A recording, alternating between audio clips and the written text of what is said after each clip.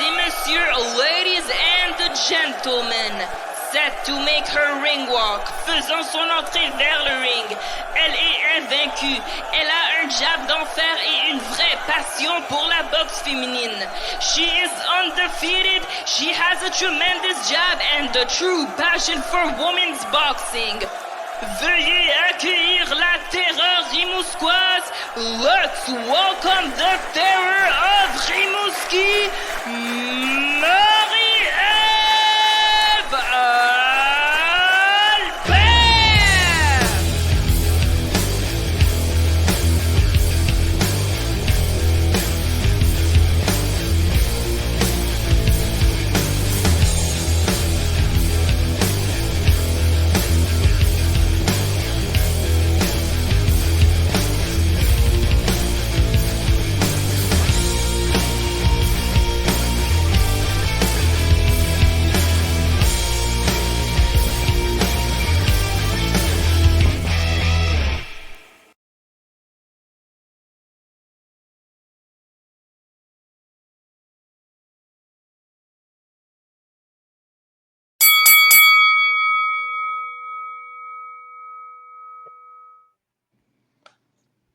En direct de Rimouski, Montréal, on reçoit Marie-Ève Albert. On reçoit, c'est ton podcast. Ça, c'est mon podcast, c'est correct.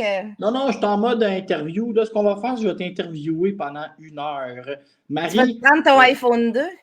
Oui, je l'ai ici. C'est quoi? On est à quel épisode, là? 38, 39? 37. 37. On va fêter au 100e dans à peu près 7 ans. Donc, Marie, veux-tu qu'on parte ça fort? Parce que au dernier podcast, là, je me suis fait challenger par un promoteur qui découpe mes extraits pour dire que j'ai pas de sens. Là, ça m'a fait rire. Puis après ça, il dit que j'ai pas de sens, mais après ça, j'ai eu ce que je voulais, les publicités. Moi, je sais pas du tout vers où tu m'amènes. Là. J'ai aucune J'étais quand même content. Scandale. Je veux juste te dire, OK, il m'a dit d'écrire ça. Scandale québécois. C'est juste cette semaine, j'ai juste trouvé que tu sais, Eye of the Tiger, je les aime, puis je leur envoie là, plein d'amour, OK? J'ai trouvé que c'était un petit peu inélégant d'annoncer la boxe à Gatineau avec, c'était beau, là, le flambeau, avec Villeneuve d'un côté et Gaumont de l'autre, mais Vanessa Lepage-Joannis vient de se battre en championnat unifié. Je crois qu'on aurait dû sortir un poster en parallèle avec juste Vanessa, puis Vanessa retourne à Gatineau, quelque chose, tu sais, je veux dire, elle a gagné son championnat du monde en quart de finale. Là, elle se bat en championnat unifié, marque l'histoire contre Clavessochisme, même si elle est du mauvais côté de l'histoire. Puis, elle n'est même pas sur le poster, genre, moi, là, mes amis. Je vais aller plus loin dans ce que tu dis lié à Eye of the Tiger, puis je les aime, là, c'est pas personnel, mais ils sortent souvent un poster global où ils mettent pas tout le monde dessus. J'ai pas toujours la possibilité quand je poste, parce que nous autres, on poste beaucoup de réseaux sociaux, puis chez d'autres promoteurs, chez plusieurs autres promoteurs, ils vont faire le poster global, puis après ça, ils vont faire des genres de posters de face-off pour toutes leurs cartes. Donc, les athlètes peuvent faire la promotion de leur propre combat et de la carte, peuvent poster les deux, le poster global et leur propre poster pour inviter des gens à acheter leur combat, à acheter des billets. Tu sais, c'est plus facile de faire la promotion de ton combat quand on voit ta face sur un poster. Donc, on voit ça vraiment. Donc, par exemple, hier, il y avait une carte de Matchroom, Ginny Fuchs contre Adélaïde Ruiz, il y avait un poster global, mais il y avait aussi un poster face-off. Et surtout, si je peux comprendre des fois les combats de championnat du monde féminin vont être tôt dans la carte parce qu'on est encore en progression là, pour avoir la même visibilité que les championnats chez les hommes. Là. Je peux le comprendre. Oui, mais même chez les gars, ils ne le font pas. Au moins, faites un poster. Je ne veux pas partir la chicane. Là. Je veux juste dire, faites le poster. Faites au moins. Moi, j'aimerais ça qu'il y ait un poster global, puis j'aimerais ça qu'il y ait des posters de face-off pour toute la carte, comme d'autres promoteurs font. Miura Boxing, hier, c'était pareil. Il y avait des posters de face-off pour toute la carte, pour chaque boxeur qui veut faire la promotion de son propre combat. Qu'on soit côté A ou côté B, c'est le fun d'avoir sa face sur le poster. Là, je t'arrête parce que encore une fois, tu as essayé de virer mon scandale différemment. OK, non. Vanessa, moi, mon point, c'est Vanessa. Toi, tu as tellement peur de la chicane puis de t'imposer. Non, au contraire, je vais plus loin que toi. Non. tout de suite, j'arrive avec Vanessa, genre qui aurait dû avoir son propre poster. Là, tu me sors une histoire de global, de carte au complet. Non, non, le point, c'est que Vanessa revient d'un championnat unifié. Elle aurait dû être le poster ou au moins avoir sa version. C'est Je te point. l'accorde. Parle-moi pas l'histoire Je du te l'accorde, combat de mais 4 rondes en début je de te gala. l'accorde, mais je préfère mon point. Désolée. Non, non, non. Bye, là.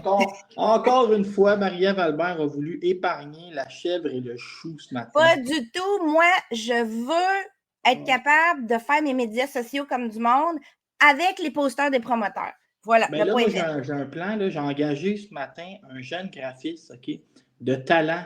Puis là, finalement, quand je n'aurai pas mes posters, je vais les faire moi-même avec lui. J'ai un plan. Ben, moi, je l'ai fait présentement, mais c'est long. Fait que, puis je ne suis pas payée pour le faire. Fait que voilà. J'ai l'impression des fois qu'on fait le travail du promoteur en créant des posters à leur place. Ouais, mais je veux dire, on essaie de s'amener du trafic sur nos pages. En même temps, voilà. Je voulais juste te dire, cette semaine, mardi matin, je vais me présenter au nouveau club de boxe champion qui a été tout repeinturé et nettoyé. Et c'est ça, je voulais te dire, là, mon téléphone, il ne marche plus, mon iPhone 2, mais je vais regarder. Il y a un combat féminin sur ce gars-là. Là, je me souviens plus des noms, là, mais c'est la fille que j'avais déjà interviewée qui affronte une autre qui passe pro. Donc, je vais tout démêler ça. Tu parles-tu de Rachel Bourdon ou tu parles de Non, qui? non. Rachel Bourdon passe pas pro. Là. Non, c'est ça, j'allais dire. Non, le gars-là, la fille est 1-0, là, elle vient d'Ontario. C'est une. Ah oui, Novosedlic. Ouais, elle va affronter une fille qui passe pro, je pense. Ah ben oui, elle va Nathalie Fagan. Ben voilà, c'est que je vais aller poser des questions, tout ça. Moi, je suis prêt à travailler Sur la carte, pour sur la carte de Canada Fighting. En sous-carte de Canada contre Thunder. Ouais. OK. C'est ça. Je t'ai mêlé dans mes dates. Oui, elle avait passé pro Novosedlic sur la carte de New Era de Yann Pellerin à l'origine. Puis on a pu, après ça, elle n'a pas eu d'autres combats. Puis là, elle est ramenée pour les débuts pro de Nathalie. Oh, exact. C'est parce que moi, j'ai mélangé les deux cartes dans ma tête, puis j'arrive plus à distinguer qui est où dans ces cartes-là. Mais je vais être partout, là, c'est ça que je voulais te dire, pour les deux galas. T'en as-tu parlé? Sarah Couillard est allée gagner. Non, ça commence avec Léla. Ah, ben je voulais parler de Sarah, mais c'est correct. Léla Baudouin a progressé, mais là, j'appelle plus ça progresser. Okay? Elle est rendue bonne, là. Là, elle est 5e sur BoxRec. Elle est rendue bonne.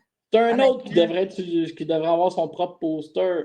Mais Léla, d'un, elle est parfaite. Elle vend une tonne de billets à Québec. En plus, Léla a beaucoup de qualités. Hein. Veux-tu que je t'en nomme une nouvelle qualité? Ah oui, donc? Elle habite à Rosemont maintenant. Bon! Je sais pas, j'ai le droit de le dire. Elle partage, je pense, il me semble qu'elle partage un logement avec mon amie Céleste Baillargeon. Mais pas là à temps plein, là. Quand tu dis qu'elle habite à Rosemont, c'est quand elle est en camp d'entraînement. Oui, c'est ça, quand elle est à Montréal. Oui, c'est ça. Puis c'est une belle histoire parce que, tu sais, là, je ne veux pas faire pleurer personne, mais le chien de Céleste est mort. Puis là, Céleste, elle était vraiment triste. Puis là, je pense qu'elle est là, elle va vivre là, genre, pas quand elle est à Montréal, mais là, elle arrive avec son chien. Fait que là, ça permet une genre de transition pour Céleste, genre, qui a quand même de l'amour canin. C'est vraiment une belle histoire. Deux athlètes de très haut niveau, tu sais, une chez les amateurs, une en boxe professionnelle, mais tu as toujours Céleste qui rêve d'aller chez les pros. Moi, je pense que c'est la plus belle histoire que j'ai vue. Mais là, Léla est rendue 5e sur BoxRec. Là, si j'avais un conseil à donner à Léla, c'est de faire comme moi. Se garder en shape à l'année longue parce que le téléphone va sonner et malheureusement, quand on est le côté B de l'équation, des fois, il sonne quand tu ne voudrais pas. Ah, mais moi, je vais t'en reparler de ça. Je ne suis pas sûre qu'elle va rester un côté B de l'équation parce qu'on sait que Baumgartner a tous les titres, mais on va en reparler. Je veux qu'on revienne sur le combat un petit peu avant. Vas-y. Parce qu'il y a des choses qu'elle a faites vraiment bien. En fait, il y a des choses qu'elle fait toujours bien, mais elle a fait des choses vraiment mieux que d'habitude dans ce combat-là. J'ai trouvé, entre autres, pour commencer, elle affrontait Lisbeth Crespo. Même si Crespo, les gens ne la connaissent pas, puis on voit qu'elle a des défaites à sa fiche, c'est une fille qui a de l'expérience contre des athlètes de haut niveau, Lisbeth Crespo. Tu sais, c'est une fille qui a, entre autres, affronté Mayra Moneo. C'est une fille qui a vraiment une expérience intéressante. Pour Léla, c'était probablement son meilleur test à date. parce que Crespo, c'est pas une fille qui boxe à la mexicaine nécessairement. On a vu vraiment dans le combat que la première partie du combat était plus technique, puis la deuxième était plus rentre-dedans de la part de Crespo. Elle a changé son fusil d'épaule parce qu'elle avait besoin d'un knockout pour gagner. Elle le savait à la fin, donc elle a changé son combat, puis on a vu une transition. Mais mettons les 6-7 premiers rounds, on a vu une Crespo qui essayait un petit peu plus technique. Et pour Leyla, c'était parfait. Puis on en avait parlé avant le combat sur notre podcast. On avait dit le style de Crespo va bien matcher lui de Leyla pour mettre en valeur ses qualités de boxe. Puis c'est ça qu'on a vu, le jab de Leyla. Les 6 premiers rounds, c'était impeccable, honnêtement. Elle a utilisé son jab pour se faire de l'espace, pour empêcher que l'autre rentre. Elle a utilisé son jab pour bien timer sa grosse main droite. Après ça, j'ai trouvé que c'était la meilleure manière d'utiliser son jab pour elle. Ça fonctionnait totalement tous les premiers rounds. Après ça, au 7e, c'était plus difficile. Je l'ai donné à Crespo. Moi, j'ai donné le 7e puis le 10e à Crespo. La fin de combat, il y a eu une forme d'essoufflement peut-être de la part de Leyla, mais il faut comprendre que Crespo avait changé de style en cours de route. Il y a l'adaptation, le fait que c'est un premier 10 rounds pour Leyla, le fait qu'elle avait encore une blessure à la main. Au moins, il y a des petites choses à travailler pour la fin de combat. C'est là qu'on voit qu'il lui reste du travail, mais c'est du travail qui s'est déjà amélioré versus ce qu'elle faisait avant. Tu sais, à une certaine époque, sur un 6 rounds, elle gazait out au 5e. Là ça ne s'est pas passé comme ça, mais Leyla remporte sa première ceinture WBO internationale. Ça lui permet de rentrer à la WBO. Elle n'était pas classée WBO. Donc, quand on va voir les classements bientôt, ils ne sont pas à jour. Ils datent du 15 août, les derniers classements. Donc, ça devrait être mis à jour mi-septembre. J'ai hâte de voir où elle va se positionner, mais ça peut mettre la table pour ce qu'on voudrait qu'elle aille prochainement. Maintenant, tu me disais, elle va peut-être faut rester en fait à l'année longue pour attendre des appels. Ça serait quoi la suite pour elle? Bien, il y a 2 possibilités. Soit il y a des possibilités, c'est tout le temps lié à Alicia Baumgartner et Delphine Pearson, le combat qui s'en vient fin septembre. Le 21 ou le 22 septembre, Pearson va affronter Baumgartner. Tout dépendamment de ce qui va se passer dans ce combat-là, les choses peuvent bouger. Si Baumgartner bat Pearson, c'est sûr qu'elle garde tous ses titres. Puis ben là, il faut faire des combats pour rester bien positionné en attendant d'avoir une opportunité. Hein, Laurent, il faut s'assurer que les ratings dans chaque association restent à leur place, même des améliorer un peu. Dans ce cas-là, il faut savoir quel type d'adversaires sont intéressants en avant de toi dans les tops. Je vais donner un exemple à WBO, tout dépendamment où est-ce qu'elle est là, va rentrer. Bien, il y a des filles en avant qui sont déjà positionnées 6, 5, 4, 3, peut-être 7, qui seraient intéressantes pour elles, comme Sarina McCoy, entre autres l'américaine, qui, selon moi, est tout à fait prenable pour Leyla, puis qui est positionnée numéro 6 à WBO. Donc, Leyla va peut-être rentrer plus haut que ça. Elle n'aura pas besoin, mais c'est un genre de fille qui peut te permettre de garder ou d'améliorer ton classement. Donc, en attendant, mettons que Baumgartner te donne une chance. Mais si Pearson venait qu'à battre Baumgartner, ça, c'est là que qu'il pourrait avoir du changement. Parce que Pearson a 39 ans. Elle est donc bien vieille. Ben, on n'est pas vieille, mais elle est en fin de carrière. Donc, on s'entend que si Pearson gagne les titres, elle va peut-être faire un combat de défense, elle obtient une belle offre. Mais ça se peut aussi qu'elle décide de terminer ça là-dessus, dans la gloire, puis qu'elle laisse les titres partir. Là, ça va devenir intéressant parce qu'il va y avoir des appels qui vont se faire. Là, c'est positionné top 5 dans certaines associations. Ben, ça peut devenir intéressant pour avoir une opportunité pour se battre pour un titre vacant, un peu comme Marie Pierrot a eu un appel contre Sandy Ryan dans le temps pour un titre vacant. C'est des choses qui pourraient arriver.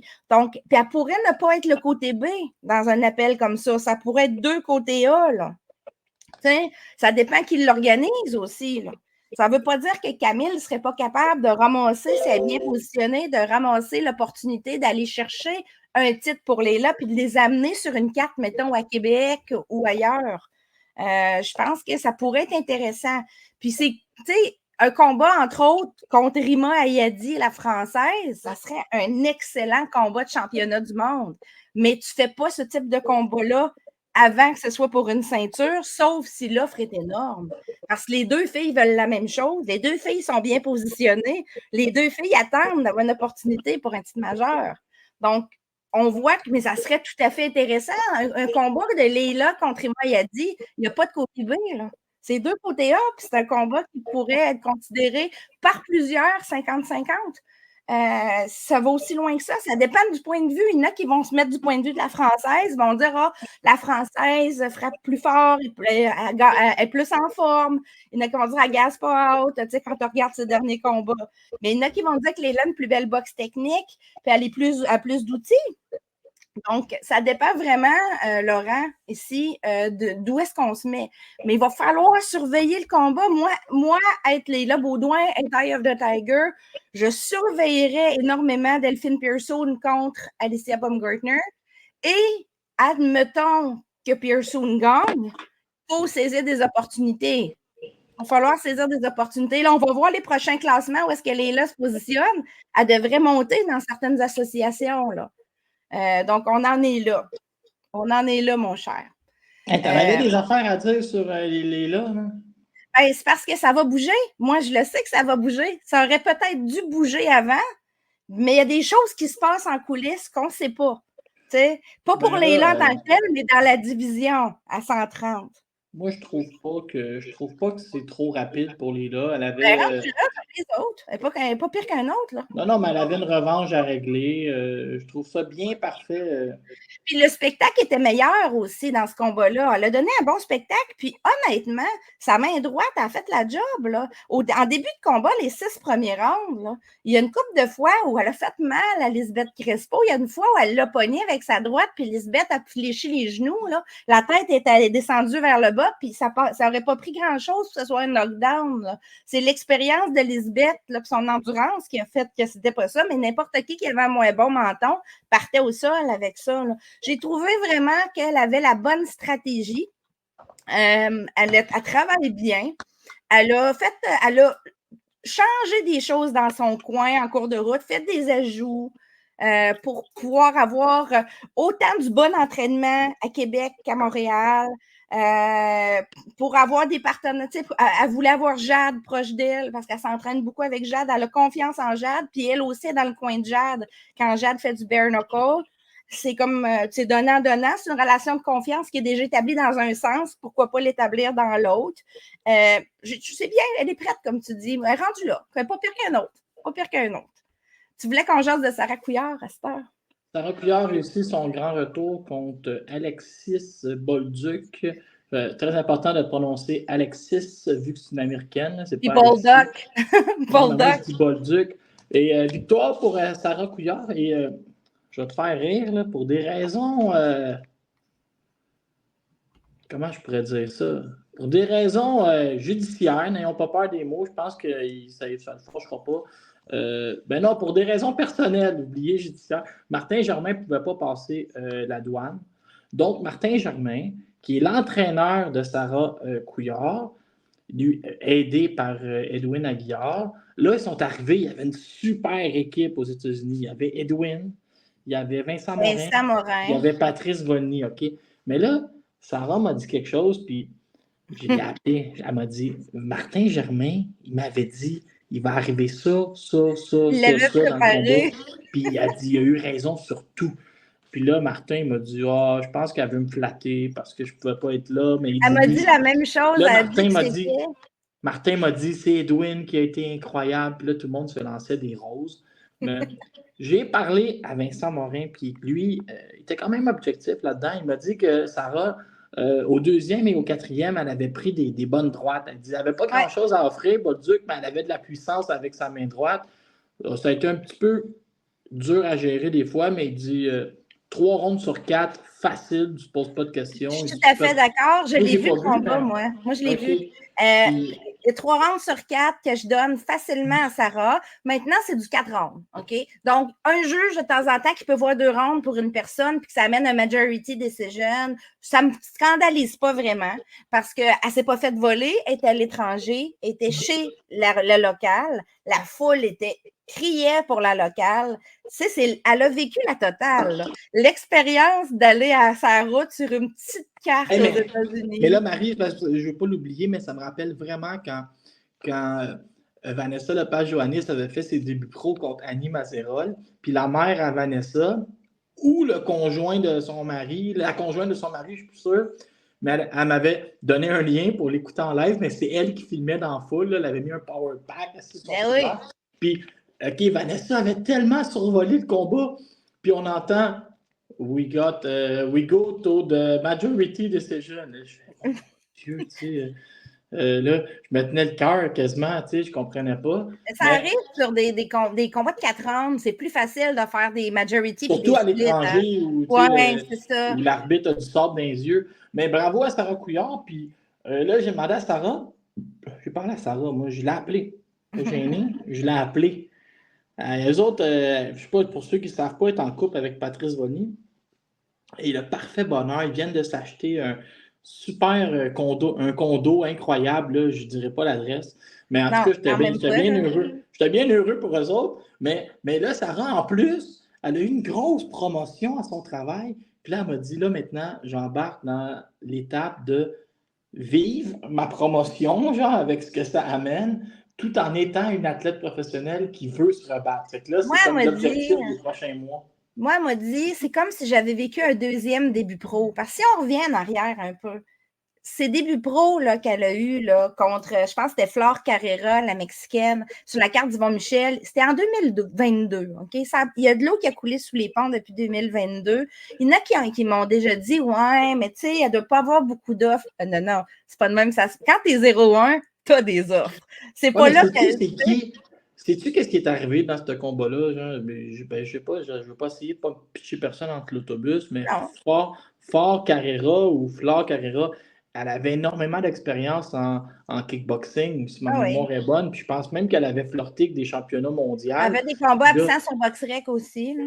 C'est ça, fait que c'est ça qui est arrivé. Mais en tout cas, bravo à Sarah, deuxième début gagnant. Et quand on parle de New Era et qu'on parle de Canada Fighting, voilà qui pourrait fortement profiter à Sarah. Puis, oublie pas que. Ben, j'ai pas le droit de dire ça. Ben oui, j'ai le droit parce que. Pas grave, là, je vivrai avec les conséquences. Le couple Volny-Couillard s'entend très bien avec Eye of the Tiger. La preuve, on a vu Volny aller aider Osley Iglesias en Allemagne parce que plus personne ne voulait s'essayer parce qu'Iglesias les renvoyait toutes au premier round, puis là, Volny est arrivé, puis tu te défenses compact. Fait, on peut penser que la boxe, c'est un mais ça serait le fun de lui donner un spot, mais il faut comprendre que Sarah se bat à 115 livres. Donc, si on lui donne un spot en lui disant il faut absolument que tu affrontes une athlète canadienne, ça ne le fera pas parce qu'ils n'en trouveront pas. Donc, c'est des Mexicaines, il y a quelques Américaines, des Européennes à ce poids-là, à 115 livres. C'est très difficile d'amener une fille qui est débutante dans ces poids-là au Canada. Il n'y en a pas. Je vais juste rajouter quelque chose sur Sarah. Tu sais, quand on dit, des fois, ça prendre le temps de réorganiser ses flottes avant d'aller trop vite. Quand tu es un athlète puis tu perds, OK? Tu perds au début, là, en partant. Tu perds tes débuts pro. Tu as deux choix. Soit tu vas accepter tout ce qu'on t'offre, puis tu vas devenir un côté B ou ce que tu vas servir à monter des fiches pour des vedettes montantes ou qu'on va se dire, bon, elle a gagné aucun round ses débuts pro, elle a perdu. Elle devrait, on va l'amener, tu sais, pour des bourses minables sur des cartes ordinaires avec l'idée qu'elle va perdre par défaut. Puis ça, c'est un mindset qui est difficile de s'en aller en côté B tout le temps. Soit on est patient, puis on travaille. Puis Sarah est allée travailler, a changé son gym, a changé ses affaires, a vécu des choses personnelles, elle a pris son temps. Donc, ça lui permet présentement d'avoir une fiche de 1-1 et de pouvoir avoir un petit peu plus d'options. Là, je ne suis pas fâché, mais je veux juste arrêter. Okay? Parce que selon moi, tu viens de commettre une bourde incroyable. Quand tu parles de Sarah, et je rajouterais un de mes exemples préférés, Kenny Sherry, dans cette histoire-là, tu as probablement raison des boxeurs qui tombent 0-1, que dans leur objectif et leur mindset, c'était boxe, boxe, boxe. Mais là, tu viens avec Sarah, tu parles d'une fille qui était à ça de devenir la super gestionnaire pour le ministère de la Santé, là, quand Christian Dubé cherchait quelqu'un, elle aurait pu devenir une fonctionnaire puis probablement finir ministre de la Santé. Fait qu'on parle de gens qui ont, tu sais, elle a beaucoup d'études, c'est une gestionnaire hors pair. Elle ne deviendra pas le côté B de l'équation à prendre des combats là, à 2 jours. Là. Ben, Dans ça, ce non, c'est pas ce dossier-ci, que ça je veux marche dire. C'est pas ce que je veux dire. pas. OK. C'est que quand tu es 0-1 puis tu n'as gagné aucun round sur tes débuts pro, tu deviens une proie facile pour du monde qui ont besoin de se monter une fiche puis sont déjà établis. Des filles qui ont 200 combats amateurs puis viennent de passer pro, un autre qui sont à 2-0. Puis moi, je le sais qui a appelé Sarah Couillard plusieurs fois puis qu'elle a dit non. OK? Puis je nommerai pas l'équipe parce que ça ne s'est pas fait puis c'est des choses. Mais je le sais qui a appelé Sarah Couillard. Mais comme on n'a pas le droit de le dire, mais peut-être que Lauren Price a appelé Marie-Pierre Roule avec un délai d'une semaine et demie. Il y a pas mais longtemps. c'était pas ça. C'était carrément pour l'amener se faire sacrer une volée. Puis quand tu es rendu là, il fallait qu'elle fasse son ménage avant. Tu ne pouvais pas reprendre la Sarah qui avait perdu ses 4 rounds puis l'amener drette contre quelqu'un qui était là pour sacrer des volées. Il fallait qu'elle fasse son ménage avant. Il fallait qu'elle travaille sa technique. Il fallait qu'elle fasse des choses. C'est ça qu'elle a fait. Elle a pris son temps. Il faut comprendre aussi qu'il y a d'autres choses qui sont passées dans sa vie d'un point de vue personnel, qu'on ne rentre pas là-dedans. Mais ça a rallongé le délai à 2 ans. Mais elle a acheté un condo. Non, mais c'est pas juste ça. C'est que ça paye à un moment donné d'attendre des fois. Mais ça ne paye pas toujours. Donc, il y a des choix. Un athlète doit faire des choix. Puis le choix qui a été fait ici, c'est de refuser certaines offres pour mieux travailler, modifier le coin, modifier la stratégie, aller au gym faire du sparring. Elle a fait beaucoup de sparring avec Lishana. Elle a fait beaucoup elle a travaillé énormément. J'ai trouvé que sa boxe s'était améliorée beaucoup. La stratégie de Sarah était super. C'est pas compliqué. Elle a utilisé son jab super bien, puis elle a cédé le centre à l'adversaire carrément, pour tourner autour vers la droite. Elle a fait pivoter constamment une fille qui n'était pas mobile, dans le fond. Tout le temps du même bord. Tout le long, elle tourne à droite, puis la fille ne s'est jamais adaptée. C'était ça, la stratégie. Il savait, elle me l'a dit. Il avait vu qu'elle avait une grosse main droite. Ils ont dit, tourne-y à droite, puis fais-la pivoter. Puis c'est ça qui est arrivé. Elle a suivi à la lettre ce qu'on lui avait demandé. Puis l'autre fille ne s'est jamais adaptée parce qu'elle n'était pas mobile. Mais ça, il faut l'avoir travaillé au gym. Il faut que quelqu'un l'ait étudié pour savoir ça. Donc, moi, j'ai trouvé ça très bien. 3 rounds sur 4 pour Sarah, facile. Ça aurait dû être une décision unanime, mais je vais vivre avec une majority sur un 4 rounds. Puis ça se peut qu'il y ait un rematch. Donc, la suite pour elle, ça serait peut-être d'aller reprendre Alexis Baldock pour un rematch. Mais ça ne veut pas dire que ça va arriver non plus. Elle a fait Bolduc, Sarah Couillard a fait comme Justin Trudeau, elle a cédé le centre. C'est ça, elle cédé le centre, mais des fois, c'est correct de le faire. Mais il faut qu'il y ait quelque chose en arrière. Oui, ben là, OK. Mais là, Marie, il faut que je t'arrête avant que tu repartes 5 minutes sur Sarah. Le podcast va durer 4 heures. Marie Spencer. Mais là, Marie-Ève, est-ce que tu sais que devant toi, tu as le plus grand expert de Naomi Mann de l'histoire? Ah oui, ben vas-y, explique-nous c'est qui. Naomi Mann, elle, c'est une fille, ça c'est une Allemande, OK? Là, elle, par exemple, tu sais, il y a 2 sortes de personnes qui viennent ici, genre, affronter Marie Spencer. Il y a celles qui viennent passer proche de mourir, genre, puis que ça leur tente pas trop. Puis il y a celles qui viennent ici dans l'idée qu'ils vont facilement gagner le combat, OK? Et là, Naomi Mann, elle vient ici pour gagner. Elle vient ici avec son équipe. D'ailleurs, tiens-toi bien, j'ai écrit un texte en français. Je ne sais pas s'il a été traduit, ça doit. Ça a été partagé à travers le monde, en Allemagne, tout mon texte. Tu parles de ton texte sur Naomi Maness. Allez lire ça. Mais là, tiens-toi bien, Naomi Mann, je l'adore parce qu'elle fait de la promo cette semaine.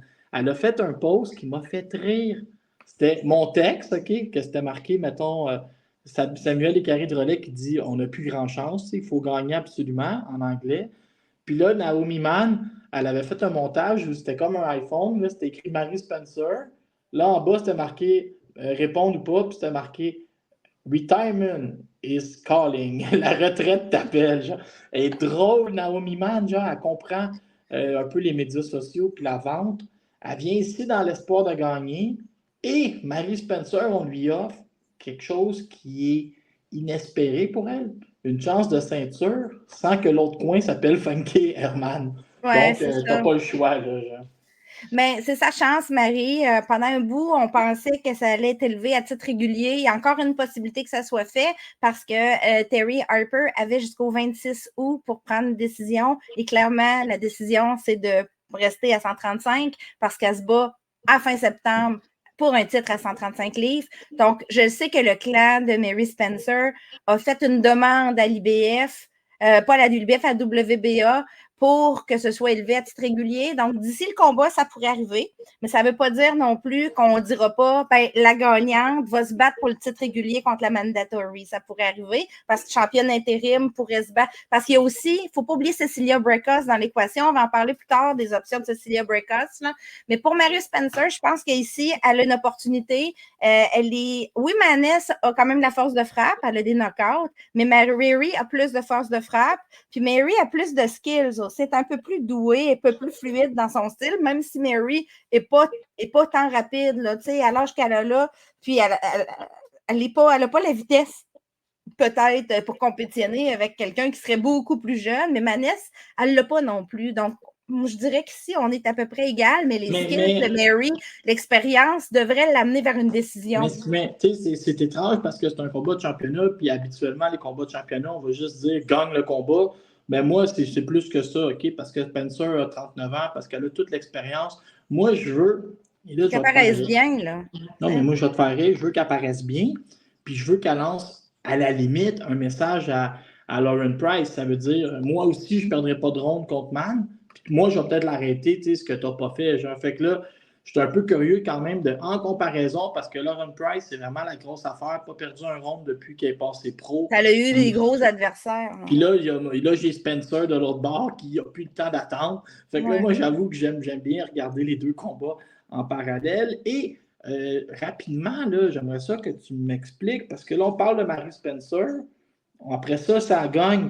Moi, je prends pour acquis qu'elle gagne. Après ça, il peut y avoir des unifications, il peut y avoir plein de choses. Ben, si elle gagne, qu'est-ce que j'ai lu? Attends, je m'en allais poser une question. Qu'est-ce que j'ai lu? Femke Herman affronterait qui, là? Chez Jones, peut-être. Ah, OK. Fait qu'il y a ça aussi qui rentre dans tout notre mélange. Oui, mais c'est plus là ce qui s'en vient là, pour Mary Spencer. Si jamais elle gagne le titre intérim, elle pourrait avoir ou le titre régulier, mais mettons le titre intérim, elle pourrait avoir une chance, elle pourrait être élevée championne régulière ou se battre pour le titre régulier contre une fille qui serait déterminée par la WBA, soit Carvel Mena, soit Cecilia Brækhus.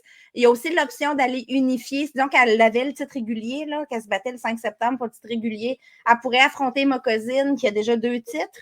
Dans le fond, c'est Brækhus et Mokozine qu'il faut regarder beaucoup, puis Claribel Mena. Ça va jouer à 4 avec Mary Spencer pour les ceintures. Fait que soit il va y avoir des unifications ou des combats, des éliminatoires entre ces filles-là dans la prochaine année. Là. Si jamais Mary gagne, elle va faire partie du quatuor. C'est vraiment ça. Celle qui a 2 titres, c'est Mokozine, mais Mokozine est supposée d'affronter Brækhus, devait l'affronter. On va revenir tantôt quand on va parler de Brækhus. Elle n'a pas eu son visa, donc ça devrait en théorie être reporté à plus tard cette année ou en début d'année prochaine. On attend à voir qu'est-ce que Queensberry, chez qui Codine est signé, va prendre comme décision. Puis Tom Loeffler, parce qu'on a d'un côté Queensberry, puis l'autre bord, Brækhus est chez Tom Loeffler. Ici, c'est des choses qui peuvent arriver. Là, Mary pourrait se faufiler pour un combat contre Brækhus si jamais le combat contre Codine n'arrive pas ou n'aboutit pas. Là, parce que Brækhus est numéro 1 à la WBA. Présentement, c'est Brækhus. Il y a Brækhus, Claribel Mena, Mary Spencer et puis Maness là, dans l'ordre. Donc, ça se joue là. À suivre, mais ça va être intéressant. Là, ça va bouger. Ça va bouger, ça c'est sûr. Si elle gagne, il faut qu'elle gagne. Si elle ne gagne pas, moi, je ne vois pas beaucoup d'opportunités pour elle l'année prochaine. Si elle ne gagne pas, ça serait triste, mais ça va être. Elle va retourner dans l'enseignement. Caroline Vert. Caroline Vert, écoute, on va faire un petit préambule. Là. Elle a quitté le groupe Yvon Michel, non sans fracas. Donc, moi, c'est ma théorie. Puis à chaque fois que j'en parle, j'ai sa gérante, Katia, qui m'écrit après, genre, mais ma théorie, OK. Mais non, mon idée, c'est que tu as quitté le groupe Yvon Michel. Il y a eu un peu de fracas, il y a eu des textes. Ceux qui veulent voir, aller sur Google et cliquer les noms. Donc, ça met un peu de pression à son nouveau management d'organiser des choses. Et là, j'étais, sans dire déçu, dans le meilleur des mondes, elle se serait battue sur une carte au Canada, tu sais, tant qu'à ça. Mais là, elle va être au Mexique contre une fille de 6-5, mais il y a un titre WBA international en jeu. Ouais, il manque des combats à Joanna Chavaria. Il y a des combats qui ne sont pas sur BoxRec, juste pour dire. Là. Fait que sa fiche n'est pas complète. Elle a peut-être deux victoires de plus, quelque chose comme ça. Joanna Chavaria, c'est une fille qui a déjà affronté des filles solides. Elle a déjà affronté Jessica Camara ici au Québec. On l'a vu contre l'ancienne championne du monde, Yuliane Luna Avila aussi.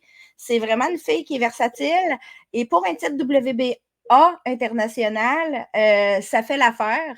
C'est une fille de Mexico directement. Donc, Caroline s'en va sur la carte de Miura Boxing. Hier, il y avait une carte de Miura Boxing, entre autres, sur DAZN et ESPN+. Le combat de Caro devrait aussi être sur DAZN / ESPN+. C'est à confirmer, ça va être sur laquelle des deux plateformes. Mais il va être aussi... Donc, Mariana Caballero, qui est chez Miura, est très sérieuse. Elle, c'est une ancienne fille qui était chez MTK Global, entre autres, qui est manager de Ségolène Lefebvre, co-manager, qui a plusieurs autres athlètes, mais qui a décidé de se starter dans la promotion aussi. C'est une ancienne boxeuse amateur. Et elle a décidé le spot est pour Caroline pour ce combat-là. Chance d'avoir un premier titre. Chance de monter son classement de la WBA parce qu'elle est classée 11e présentement. Donc, aller chercher un titre WBA international pourrait la monter top 5 WBA, fort probablement. Peut-être même top 3. On va voir qu'est-ce que ça va donner. Ça va être un bon combat parce que Joanna Chavaria est intéressante. C'est une fille qui va de l'avant. C'est une fille qui a des points quand même assez solides. Caroline a changé son style de beaucoup. Donc, j'ai très hâte de voir ce que ça donne. Il semblerait, selon mes sources, que c'est un changement drastique de style.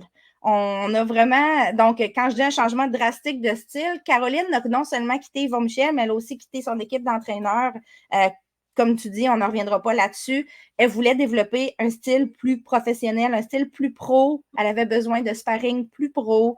Donc, on l'a vu dernièrement. On a vu des photos passer où elle s'entraîne avec Sandy Ryan. Ils sont en camp d'entraînement en même temps à Las Vegas. Ils ont le même coach. Chouchou Carrington aussi est en camp d'entraînement en même temps. Donc, elle est allée à Los Angeles au gym Matchroom faire du sparring avec une panoplie de filles. Elle fait du sparring présentement avec une championne. Donc, je dirais que pour elle, c'est sûr que c'est un gros changement parce que dans sa catégorie de poids ici au Québec, il n'y avait pas beaucoup de filles professionnelles pour pouvoir faire du sparring avec, mais aux États-Unis, il y en pleut. C'est vraiment intéressant. Donc, on va voir ce que ça va donner, mais ce titre WBA international pourrait être le prélude de quelque chose de plus gros. Je sais qu'il y a peut-être une possibilité pour elle de se rebattre encore d'ici la fin de l'année ou en début d'année prochaine. On va voir, il n'y a rien de confirmé. C'est juste du blabla pour l'instant. Mais un combat à la fois. Premier combat-là, ça va se passer à Mexico. À la même place que hier, le show de Miura, qui est super professionnel. J'ai hâte de voir parce que Caroline aimerait se battre 3 fois cette année. L'idéal pour elle, ça serait ça. On va voir si c'est possible. Si elle était restée chez Yvon Michel, en vrai, elle n'aurait pas eu beaucoup plus de possibilités parce que présentement, on n'entend pas parler vraiment. Il y aurait peut-être un show en novembre, mais il n'y a rien de confirmé, il n'y a rien de sorti du côté d'Yvon Michel. On voit que peut-être Kim a repris un petit peu l'entraînement, mais il n'y a rien de concret de ce côté-là. Donc, est-ce qu'elle aurait eu plus d'opportunités chez Yvon Michel? Elle aurait peut-être fait 2 combats depuis le début de l'année, peut-être 3, mais ça serait arrêté là après peut-être. Pour Vanessa, tu voulais en parler tantôt, tu en as parlé un peu dans ton scandale. Elle va être sur la carte au Lac-Lemay. C'est moi qui fais les liens. Là. Ben, vas-y. T'essaies de me voler ma job. Alors, Vanessa Lapage-Joannis va se battre. Elle n'est pas sur l'affiche. Et je suis allé aux informations et j'ai un commentaire pour toi. On n'a pas voulu me nommer l'adversaire, mais on m'a dit c'est une adversaire qui fait du sens. Ce n'est pas du tout gênant. mais on ne veut pas me la nommer. Oui, c'est pas facile de trouver quand même là, des filles pour Vanessa parce que là, elle est en deux trails, comme on dit. Elle vient de perdre par knockout en championnat du monde contre la meilleure, Clarissa Shields. Mais il faut on la met devant les siens dans la région de Gatineau sur une carte en octobre. Il faut qu'elle reprenne le chemin de la victoire. Il faut qu'elle regarde ses classements ou qu'elle se repositionne correctement dans les associations. Donc, si on y emmène n'importe qui, effectivement, qui paraît mal, même il faut quand même y donner la chance de pouvoir faire les choses bien, pratiquer ce qui n'a pas bien été contre Clarissa Shields. Donc, je m'attends à un combat qui va lui permettre de faire tout ça, permettre de faire des rounds, permettre de se repositionner dans les classements, mais il ne faut pas que ça soit n'importe qui contre elle non plus. Ça serait dommage. Parce que devant les siens, je lui souhaite d'avoir un beau combat, le fun, contre une fille qui a quand même des capacités boxe. Moi, j'irais que la trilogie contre Annie Mazerol, on va avoir du fun.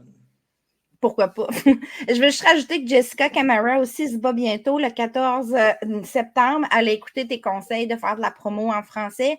Tu avais lancé le message au dernier podcast. Jessica Camara est dans toutes sortes d'imbroglios présentement. On a entendu parler qu'elle n'a pas été payée contre Yoon Choi. Il y a eu beaucoup de trucs qui ont été envoyés en ligne. Yoon Choi se défend de son côté. Elle dit qu'elle, c'est juste l'athlète, que son père était juste son manager. Le clan, le management de Jessica Camara dit qu'en vrai, il était copromoteur. Bref, il y a toutes sortes de choses qui se passent ici. C'est bien dommage parce qu'en boxe, on devrait tous être payés. On risque sa vie dans le ring. Je vais souhaiter à Jessica que sa situation se règle. J'espère aussi... Moi, je suis encore surpris d'apprendre que les gens reviennent au pays, pas de pays. Genre, il me semble... Assure-toi d'avoir ton chèque, c'est l'autre bout du monde, puis là, tu attends ton transfert Interact. Peut-être un peu de naïveté genre, chez certains groupes autour des boxeurs. Là, moi aussi, je trouve ça spécial qu'elle n'ait pas été payée puis qu'elle soit partie sans être payée, mais c'est sûr qu'on ne peut pas forcer quelqu'un au couteau pour donne-moi mon argent, c'est l'argent. Mais l'autre fois, je vais donner un exemple. L'autre fois, j'étais au restaurant. Il était 3 h du matin. Puis, j'étais en train de manger. Le gars à côté de moi, il dit: j'ai pas d'argent à me payer. Peux-tu payer pour moi? Il dit: je vais te le renvoyer à ma paye. T'sais. Il prend mon numéro de cellulaire, puis il dit: je vais te faire un transfert Interact mercredi à minuit. Ben, sais-tu quoi? Ben, moi, j'ai jamais fait. Ouais, je pensais 4 h du matin, dans un restaurant de dog, là, j'y transfère l'argent. Il ne m'a jamais payé. Voyons, arrêtez de faire confiance naïvement. Genre. Pendant au moins, elle a mis la main... Je voulais expliquer aussi que pendant un bout, pour Camara, on s'est excité un petit peu parce qu'on a vu que Béatrice Ferreira avait perdu son titre IBF après les Olympiques. Moi, j'ai vérifié des choses de mon côté et là, il y en a qui vont nous dire que c'était une erreur cléricale. OK? Oh non, c'est une erreur cléricale. Ça, c'est la version officielle. Mais moi, de mon côté, j'ai eu des informations différentes, comme quoi que l'IBF avait décidé de créer une règle bidon liée aux Jeux olympiques, mais sans qu'elle soit écrite à nulle part. Fait que je ne sais pas où la vérité là-dedans, mais c'est fort possible que Matchroom ait contesté le strip. T'sais, dans le fond, elle aurait peut-être pu garder sa médaille, elle aurait gagné l'or. Dans ma grande expérience d'amateur de boxe, okay, souvent, là, ils font un peu n'importe quoi. Okay? C'est qu'ils arrivent, exemple, ils arrivent au conseil. Souvent, ils ont un conseil d'administration, puis ils sont souvent, mettons, 9. Okay? Puis là, ils prennent une décision au hasard, puis si le 2 tiers entérine la décision, elle va passer. Fait qu'on a vu déjà des boxeurs, exemple à WBC, pas être dans le top 15, est accepté comme défense optionnelle. Là, c'est probablement le conseil d'administration qui a voté. Je pense qu'ils ont contesté. Là, à boxe, il arrive n'importe quoi. C'est ça. Ils ont contesté, ils ont remis Béatrice. Pourquoi ça touche Jessica? C'est que Jessica était classée numéro 2 après Béatrice. Donc, si le titre avait été vacant, puis c'est l'IBF, bien, probablement que l'IBF aurait ordonné Becky Bash contre Jessica Camara en championnat du monde, l'Allemande contre la Canadienne. Mais comme ils ont replacé Béatrice Ferreira là, ce plan-là tombe à l'eau. Est-ce une erreur cléricale? Est-ce que c'est un conseil d'administration qui a fait un mauvais vote puis ça a été contesté? Bref, rendu là, c'est plus important parce que Béatrice a repris son titre Et puis c'est correct, c'est légitime aussi qu'elle ait repris son titre. Cette fille-là vient d'avoir son titre, n'a pas eu la chance de le défendre et n'a rien fait pour se le faire enlever. Non, moi, là, je trouve que c'est un scandale. Genre. Il aurait dû donner son titre avec automatiquement un appel d'offres la semaine d'après contre l'aspirante la mieux placée. Ben, là, ça va peut-être. Selon moi, c'est ça qui va arriver. Je dis ça, je dis rien, mais je m'attends à ce qu'elle affronte Becky Bash dans les prochains mois. Un autre scandale, c'est réglé. Bon, je change de sujet. Je vais parler des Jeux olympiques vite, vite. Marie, vite, ça va te prendre 25 minutes. Ouais. Ben non, mais vite. On a 6 médailles d'or, OK? 3 médailles d'or chinoises. C'est triste d'une certaine manière parce que ces Chinoises-là ne passeront jamais pro. Mais c'est fun de voir des athlètes différents. Pourquoi tu dis ça? Il y en a eu des Chinois qui ont passé pro. Chez les femmes, il n'y en a pas beaucoup. Zhai Lezhang, c'est un médaillé de bronze. Ouais, il y a eu l'autre d'un petit poids qui faisait 40 millions de codes d'écoute. Chez les femmes, ça n'arrive pas vraiment. Il y a quelques Chinoises qui passent pro, mais c'est rare. La Chine est dominante parce que je parle juste des médailles d'or, mais ils ont des médailles d'argent et de bronze aussi. Là. Donc, en 6 catégories, 50% des médailles sont chinoises. 2 médailles controversées. Je ne veux pas faire le tour, mais la médaille de la taïwanaise puis de l'algérienne, bon, il y a eu des histoires d'identité de genre puis de trans. Attention, on va se faire poursuivre. Non, mais regarde, vous pouvez aller lire tout ce qui s'est écrit, la vraie information, la fausse information, puis faire votre propre idée. Tout ce que je veux dire, c'est qu'il y a une Algérienne et il y a une Taïwanaise qui ont aussi une médaille. Moi, je veux surtout parler de Kelly Harrington, l'Irlandaise, qui est allée chercher la médaille d'or pour la 2e fois en 2 Jeux olympiques. Elle rentre, en ayant gagné la médaille d'or, elle rentre dans un club select de 3 boxeuses. Clarissa Shields, Nicola Adams l'avait déjà faite, et Nicola Adams, la Britannique, et maintenant Kelly Harrington, qui devient une des queens, une des reines de la boxe féminine amateur, un peu comme Katie Taylor l'était dans le temps. Katie Taylor aurait pu aussi faire la même chose si elle ne s'était pas faite prendre un peu, voler au jeu de Rio. Je dirais ça. Elle l'avait perdu, ce combat-là. Elle avait perdu. C'est le fameux scandale, les scandales des médailles françaises d'Estelle Mosley, puis de Tony Yoka, puis tout ça. Fait que ce que je veux dire, c'est qu'au jeu de Rio, il y a eu de la malversation. On ne sait pas à quel niveau elle était, mais bref, ça aurait pu arriver. Mais Kelly Harrington l'a fait. Kelly Harrington ne semble pas être intéressée à passer pro, mais on ne sait jamais. Peut-être qu'une belle offre. Maintenant qu'elle a 2 médailles d'or en 2 jeux consécutifs, elle pourrait peut-être dire, elle a à peu près 35 ans, Kelly Harrington, je vais m'essayer pour essayer de faire ça serait facile, ça serait une ticket seller. C'est quelqu'un qui est hyper populaire chez elle, avec une personnalité un peu comme Katie Taylor, hein, discrète, mais les gens s'identifient beaucoup à elle. Je l'ai trouvée fantastique. Je voulais le mentionner, c'est une belle médaille parce que des doubles médaillés olympiques en boxe, il n'y en a pas beaucoup. Il y a Jalolov chez les gars qui l'a fait, des médaillés d'or, mais il n'y en a pas tant que ça qui gagnent 2 Jeux olympiques de suite. Une couple de Cubains là, qui l'ont fait aussi. Il y a des Cubains qui l'ont fait. J'ai trouvé que c'était un beau parcours. Aussi, un autre point saillant des Olympiques, Cindy Ngamba, première médaille de l'histoire de Team Réfugiés. Arrête donc. Première médaille de l'histoire de Team Réfugiés, peu importe le sport. Cindy Ngamba, les gens l'ont découvert. On a découvert une boxeuse qui était talentueuse, intéressante. Je ne serais pas surprise qu'elle passe professionnelle. Elle vit en Angleterre. Elle a beaucoup de gens autour d'elle. Les promoteurs la connaissent déjà. Ça fait une belle histoire. Tu passes cette fille-là pro dans une catégorie où il n'y a pas beaucoup de filles qui attendent aussi, mettons à 154 livres ou 160 livres. Il y a beaucoup de place pour une fille comme elle. Elle a une belle histoire, elle peut vendre des billets, elle sait parler. Être un promoteur, je ferais une offre. Pourquoi pas? Je ferais une offre. Mais moi, j'ai trouvé que cette fille-là, c'était surtout un être humain exceptionnel quand elle est venue sauver Tamara Thibault d'une entrevue qui finissait plus avec Diane Sauvé, qui voulait absolument voir Tamara pleurer en pleine télévision. Puis j'ai trouvé ça fatigant. Les vieux journalistes qui s'en vont en retraite, peuvent-tu laisser Tamara vivre son moment? Tu voyais qu'elle voulait aller rejoindre ses parents. Là, il est tiré à la sauce. L'autre est venu y essuyer les yeux. Je jaillis les vieux journalistes. Soyez un peu plus humains puis allumés, genre, s'il vous plaît. Mais c'est vrai que ça fait des belles images de télévision avec Cindy Ngamba. Ça, c'est sûr que ça va rester. Être un promoteur, Matchroom, Queensberry, Boxer, peu importe, en Angleterre, même GBM Sport, je serais intéressée de lui faire une offre. C'est elle que je voudrais avoir. Tu sais, il faut penser à une future génération, des Olympiens, des médaillés, des gens qui savent, dans des catégories où il y a de la place en plus. On veut enrichir les catégories plus pauvres de la boxe féminine, le 154 livres par en haut. C'est ça, les catégories plus pauvres présentement. Donc, moi, je trouverais que ça fait du sens d'amener Cindy Ngamba, mettons, dans le milieu de la boxe professionnelle. Moi, j'aimerais ça, la voir passer pro. Rendu là, j'aimerais vraiment ça. C'est à peu près ça, mon recap des Jeux olympiques. Béatrice Ferreira, médaille de bronze. Elle n'a pas eu un tirage au sort avantageux. Il faut comprendre que l'IBA, avant, tenait... Dans le temps que c'était l'IBA qui organisait les Jeux olympiques, il tenait vraiment un classement mondial dans l'ordre. Donc, quand on arrivait aux Jeux olympiques, il mettait la numéro 2, un d'un côté, puis la numéro 2 de l'autre, pour qu'elles puissent s'affronter en finale si elles réussissaient leur parcours. Mais avec le CIO, ils n'ont pas ça présentement. Ils n'ont ni World Boxing. Donc, les meilleurs dans cette catégorie-là sont toutes retrouvées quasiment du même bord. Ce qui a fait que Béatrice Ferreira, la numéro 2 au monde, a affronté Kelly Harrington en demi-finale au lieu de la finale.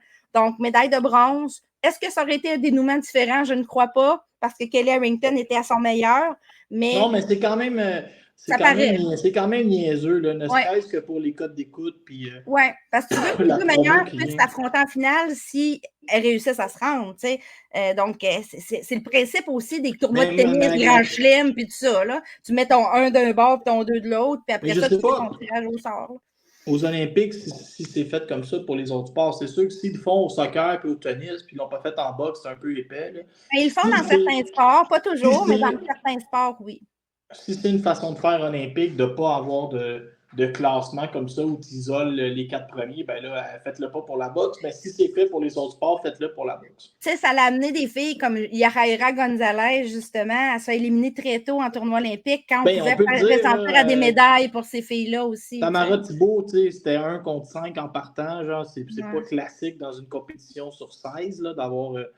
Idéalement, tu vas avoir 1-16, 2-17, 3-15. C'est ça, tu sais, fait que c'est un petit peu, en tout cas, moi je trouve ça dommage. Il faudrait, si la boxe revient en 2028, ce qui est loin d'être sûr, j'aimerais que ce soit revu de cette façon-là, ne serait-ce que pour le spectacle, mais aussi pour laisser une vraie chance aux gens qui ont travaillé toute leur vie et qui sont numéro 1 depuis 2-3 ans, de pouvoir vraiment se rendre jusqu'au bout puis affronter la meilleure à la fin. Pas en plein milieu, parce que tu gagnes ou tu perds, c'est fini quand tu perds. Là. Mais tu connais l'expression, hein, si tu gagnes ton combat, si tu gagnes tous tes combats puis tu ramasses l'or, on n'est pas là en train de parler de ça. En rafale, vite, Caroline Dubois, quand on s'est parlé au dernier podcast, elle s'en allait faire son combat contre Mayra Moneo. J'avais dit qu'elle avait une bonne adversaire à vie. Genre. Puis ça devait être ça. Mayra Moneo a été longtemps la mandatory de Cathy Taylor, entre autres. C'est une fille qui a des titres mineurs, qui est solide, qui a fait des gros combats. Erika Farias, entre autres. Tu sais, elle a vu de l'adversité. Mais Caroline Dubois, il a passé dessus, là, comme un tracteur qui fait la pelouse. C'est pas compliqué, là. Elle était excellente, incroyable. Toutes les rondes, j'ai donné ça à Caroline Dubois. Elle a fait passer Mayra Moneo pour une débutante en boxe, carrément. Tellement que quelqu'un qui ne connaît pas l'historique de Mayra Moneo puis de Caroline Dubois pourrait dire « Hey, c'est arrangé avec le gars des vues, ils ont mis un adversaire faible d'en face. » Mais ce qui n'est pas le cas. T'sais. Honnêtement, c'était pour le titre IBO de Caroline Dubois, mais aussi pour le titre intérim, WBC intérim, si je ne me trompe pas, qui a été mis en jeu là. Écoute, Caroline Dubois, c'est une star. C'est une star. Cette fille-là, elle peut remplir des arénas déjà. Elle a juste 23 ans. Elle vend des billets. Elle a une personnalité attachante. Elle a du talent. Elle a de la force de frappe. Elle a vraiment réussi sa transition entre les amateurs et les pros. Des fois, il y en a qui vont rester, ça va prendre plus de temps. Mais un peu comme Lauren Price, pour elle, ça a été simple de transitionner vers les pros. Il y a cette division-là à 135 livres, c'est une division riche.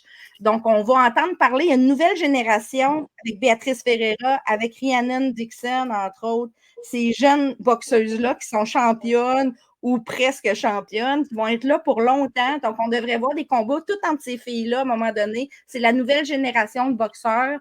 Jessica Camara à 135, il ne faut pas l'oublier. Notre Jessica est bien positionnée dans presque toutes les associations. Je pense qu'on a de la belle boxe, des belles promesses de boxe à 135 livres pour quelques années au moins. cette génération-là va être intéressante. Les gens ne connaissent pas. Souvent, ils vont se fier au nom des filles, que ça fait longtemps qu'elles sont là, les Natasha Jonas, tout ça. Mais il faut s'intéresser à ces nouvelles générations-là, Laurent, de jeunes filles, parce que c'est elles, le futur de la boxe. Puis le futur, ben, c'est maintenant. Là. Ça commence à l'heure où on se parle, dans la seconde après. Là. Fait que c'est un futur proche, je dirais. Là. Tu sais, Caroline Dubois, on voit que Rhiannon Dixon va affronter Terry Harper. Béatrice Ferreira vient de gagner un titre en plus d'une médaille olympique dans la même année. Caroline est rendue championne intérim WBC. Ça va vite. Cathy Taylor a encore 2 titres à 135 livres qu'elle n'a pas défendu depuis 2022. Elle focalise sur 140. Il faudrait peut-être à un moment donné que la WBC puis que la WBA mettent leur culotte parce que je considère que là, ça commence à ressembler à des titres pris en otage. Quand tu ne les défends pas puis ils ne sont pas laissés à des jeunes qui pourraient donner un terrible de bon spectacle. Si jamais Cathy Taylor laisse son titre des WBC, Caroline Dubois pourrait être élevée championne régulière et avoir à affronter son aspirante obligatoire. Fait qu'on en est là. C'est un peu comme son frère a été élevé champion régulier quand Usyk a abandonné le titre IBF. Là. C'est le même principe. Donc, Caroline Dubois pourrait, maintenant qu'elle est championne intérim, avoir cette option-là. Toi, est-ce que tu l'aimes bien, Caroline Dubois? C'est-tu quelqu'un que tu connais un peu? Ou... Ben oui, je connais la famille au complet. Je peux même te parler de Prince Dubois, le plus jeune. Oui, c'est vrai. Toi, tu me aimes tous. Il y a même Prince Dubois, mais quand ils étaient jeunes, quand ils étaient de jeunes enfants, leur père a déménagé, il a acheté une autre maison, pas pour son travail à lui, pas pour être proche d'un arrêt d'autobus, pour se rapprocher du gym de boxe parce que c'était déjà fait. Là. Le chemin était tracé pour ses enfants, puis il a juste voulu de se rapprocher de l'entraîneur qu'il avait choisi pour former toute sa famille. On va parler de Cobra Ruiz qui a perdu contre Capitaine Fiuch hier. Tu as regardé ce combat-là? Moi, tiens-toi bien, je t'en ai parlé. Moi, je ne gage plus et je voulais sortir de l'argent quand j'ai vu que Jenny Fuchs était négligée. Ben, c'est une fille qu'on connaît depuis son expérience chez les amateurs et je ne comprenais pas comment elle pouvait être négligée quand je voyais la fiche de l'autre puis qu'elle avait eu des combats difficiles contre du monde pas si bon que ça dans les derniers temps. Là, j'étais comme, simplement avec mon analyse BoxRec puis ma connaissance de foot, c'est elle que j'avais favorite. Fait que j'avais le goût de gager, mais je ne l'ai pas faite. Moi, j'avais Cobra Ruiz favorite de peu pour une seule raison, c'est sa force de frappe. Puis le fait aussi que Fiuch n'est pas très active en boxe pro. Sa transition, je me demandais, t'es rendue où dans sa transition boxe? C'est sûr qu'elle a fait de la Team Combat League beaucoup dans la dernière année. Fait que ça l'amène à voir plusieurs boxeuses différentes dans plusieurs contextes. Mais la Team Combat League, ça t'amène pas à être plus professionnel. C'est comme un autre sport. Les règles sont pas faites pour transposer ça dans un combat pro régulier de 10 rounds, mettons. Mais j'ai trouvé que, sans joke, ça a donné un bon spectacle des deux bords. 2 styles différents. Jenny Fiuch sont 1-2 avec le jab. Quand elle l'utilise, ça fonctionne super bien. J'ai trouvé que Ruiz manquait de gaz un peu. Ça n'a pas tant paru, mais moi qui la connais, je savais qu'elle n'était pas tout à fait elle-même. Elle n'a pas boxé, elle n'a pas utilisé son jab, elle a mal boxé, son jeu de pied était horrible. Fiuch, elle a tout fait ça bien. Il y a quelques rounds, par contre, que c'était plus difficile au début. J'ai trouvé que les cartes des jeux, j'étais vraiment ordinaire. 10 rounds à 0 pour Fiuch, ça le fait pas. J'ai lu tout ce qui s'est écrit après sur les médias sociaux, puis tout le monde disait comme excellent combat, 7-3. C'est parfait, le reste est gênant. Le 10-0 est gênant. Le 10-0 est gênant, puis le 7-3 pour Ruiz aussi, parce que je ne vois pas comment on peut donner 7 rounds à Ruiz dans ce combat-là, même pas 6. Mettons que tu dis 5-5. OK. Je peux comprendre qu'il y a peut-être un round ou 2 qui est problématique, là, mais il y a juste le 7-3 d'un des juges qui était bon. Des fois, là, je me dis qu'en boxe, quand 2 juges sur 3 ont un round, on devrait le donner et remettre juste une carte à la fin avec le 2 sur 3, puis on aurait l'air moins corrompu aussi parce que, tu sais, exemple, si tu prends ma théorie, hier, tu annonces un 7-3 à la fin, on n'en parle pas. Là, on l'a le 10-0 d'un bord qui n'a pas de sens, on a le 7-3 d'un bord qui n'a pas de sens, fait que sur 3 cartes de jeu, il y en a 2 qui ont l'air d'avoir de la marde dans les yeux. Je veux mentionner quelque chose sur Adelaida Ruiz. C'est important de savoir, c'est que cette fille-là, elle fait des coupures de poids drastiques. Je le sais de source sûre. Et ça commence à paraître. Elle a beaucoup moins. Quand tu m'as dit au début, dans ton intro, elle a eu des combats plus difficiles avec certaines filles dernièrement, ben 1 + 1 = 2. Hein. Quand tu avances en âge puis tu fais une coupure drastique de poids, dans le fond, Cobra Ruiz, c'est une fille qui se bat à 115 livres, mais qui devrait se battre à 122, à peu près. Donc, juste transposer la coupure de poids, j'aime pas ça voir ça. J'aime pas ça voir ça, quelqu'un. À chaque fois que tu parles d'une de tes amies, tu essaies de la défendre. Je la connais pas, Adelaide. Non. T'es malhonnête. Adelaide Ruiz n'est pas une de mes amies. Mais je connais des gens de son entourage, puis je connais des gens qui connaissent les deux très bien. Ils m'ont parlé de leur préparation. Hier, j'écoutais la lutte, OK? Puis ils ont vendu une histoire où Kevin Owen, il ne voulait pas se battre avec Cody Rhodes parce qu'il était blessé au genou, OK? Puis il disait non, je veux battre la meilleure version de toi. Puis c'est quelque chose là en boxe qui commence à me fatiguer, genre. À chaque fois que quelqu'un perd, on embarque dans les excuses. Là, tu arrives avec la coupure de poids. C'est là, pas une excuse. Moi, je considère pas que c'est une excuse. Non, moi, je considère pas que c'est une excuse. Je considère que c'est un problème. Mais tu l'as quand même dit, genre. Rendu en boxe, je suis désolée, Laurent, je ne suis pas d'accord avec toi. Écoute, rendu en boxe, là, les coupures drastiques, c'est un problème. Puis, ce problème se reflète dans le ring. Moi, j'aime pas voir. Ben, c'est ça, mais elle ne le fait pas. Fait que tant mieux pour elle, proche de mourir à peser, il perdait de l'énergie. Tant pis pour elle. Sauf que moi, j'aime pas ça, voir ça, parce que c'est dangereux. C'est dangereux de faire ça. Puis oui, l'athlète est responsable de ce qu'elle fait, mais terriblement mal conseillé aussi. Juste entendre son coin hier, là, je me suis dit, change ton coin, fille. Change ton coin. J'aime pas quand on vient teinter une victoire. Je veux dire, David Lemieux me rendait fou avec ça. Genre, il ne gagne pas un round contre Billy Joe Saunders. J'ai mal à l'épaule depuis le deuxième. Jamais capable de dire t'as gagné. Il y a toujours des raisons pour une défaite, mais des fois, il y a des raisons moins bonnes que d'autres. On va dire ça comme ça. Mais moi, Martine, quand elle a perdu en Pologne, elle n'est pas revenue ici en disant qu'elle s'était cassée une jambe aussi pendant la pesée. Martine, elle, est exceptionnelle. Pour Ginny Feud, je veux juste mentionner qu'elle a le titre intérim et que le titre régulier appartient à Ashley Gonzalez, qui a des terribles problèmes avec un promoteur présentement. Elle ne peut pas se battre. Elle ne peut pas défendre son titre. La WBC va peut-être devoir lui enlever si elle ne règle pas ses problèmes judiciaires. Il y a des poursuites entre promoteurs et athlètes. La ceinture est un peu prise en otage. Donc, ce qui pourrait arriver, c'est que Ginny Feud soit élevée championne régulière et l'autre soit mise championne in recess.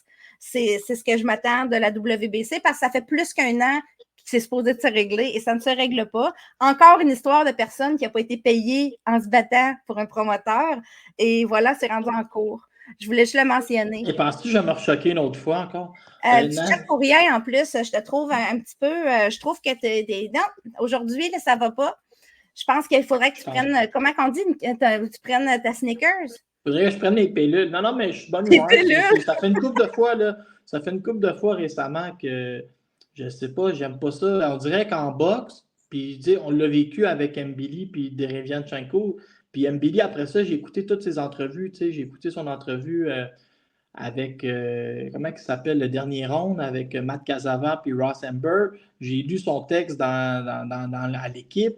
Puis il dit qu'il était sincèrement déçu parce qu'il bat Derevianchenko. Puis tout ce qu'on entend, c'est « Ouais, Derevianchenko, il a mal à l'épaule depuis le 4e. » Mais Mbili avait gagné les 3 premiers rounds et Mbili s'est lui-même détruit l'épaule. Oui, je l'ai vu. J'étais là, je l'ai vu de mes yeux. Non, mais c'est parce que ça fait 9 mois qu'on attend Derevianchenko contre Mbili, qu'on nous vende Derevianchenko.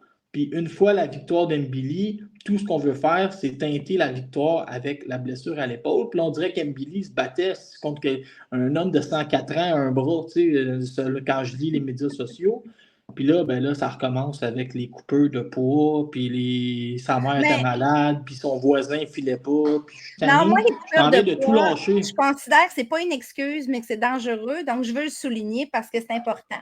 Je vais parler de Nazarena Romero, Laurent. C'est une autre de mes nombreuses chouchous. Nazarena Romero est devenue championne des 122 livres de la WBA la semaine dernière. Après un parcours long et difficile, je veux parler un peu de ce qui s'est passé, mais je veux parler de l'athlète. Je vais commencer par te dire c'est qui elle, Nazarena Romero, OK? C'est une fille, parce que les gens ne comprennent pas comment un parcours peut être compliqué pour certains athlètes. Elle, Nazarena Romero, c'est une fille d'Argentine qui est née dans une famille à problème, vraiment. Parents alcooliques, violents, elle-même toxicomane à 9 ans, mère de famille à 15 ans. Des gros problèmes personnels à régler, là, quand on dit. Violence conjugale qu'elle a subie de la part du conjoint quand elle n'était même pas majeure. Cette fille-là, c'est la boxe qui l'a sortie de la merde. C'est vraiment commencé à boxer, qu'elle a pris sa vie en main, qu'elle s'est désintoxiquée, qu'elle a réussi à trouver une manière d'élever son enfant, qu'elle a commencé à gagner sa vie aussi.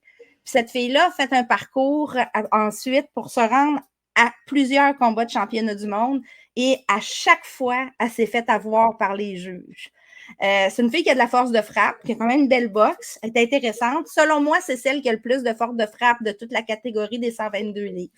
Il n'y a personne qui l'approche.